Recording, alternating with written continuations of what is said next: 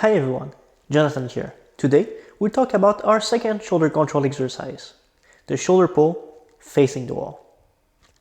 The shoulder pull facing the wall is the mirror version of the shoulder pull back to the wall. When doing it facing the wall, instead of shifting your shoulders backward, you shift them forward.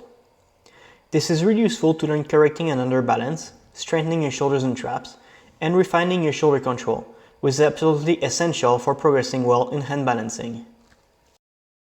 The final form should look like this.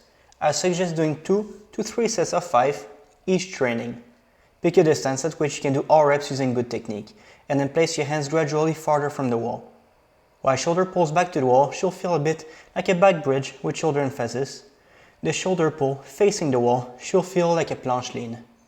If you aren't sure how a planche lean is supposed to feel like, try one.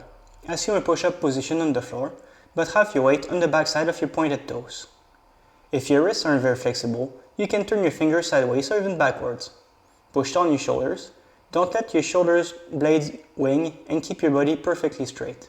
Now, lean forward as far as you can with your shoulders without falling and while keeping your form perfect.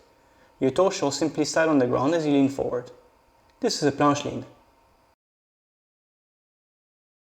Now that you know how a planche lean feels like and have a good idea how a shoulder pull facing the wall is done, let's talk about some important details and mistakes.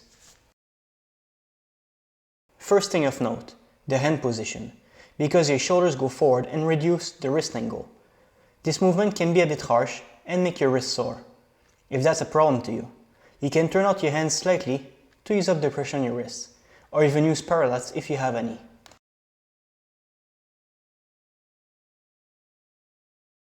Next, you have to understand that this is a shoulder isolation move. Therefore, do not use the rest of your body. Many people have the tendency to push into the wall with their toes and shift their hips over to help bring their weight forward. Do not do that. Squeeze your buttocks tight, point your toes hard, and focus on your shoulders. Speaking of which, don't let them sink. Push tall and make a big upper back.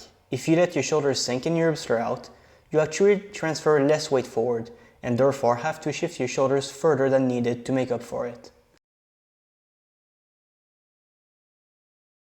Lastly, your aim should be to hold each repetition of the wall for 2 or 3 seconds.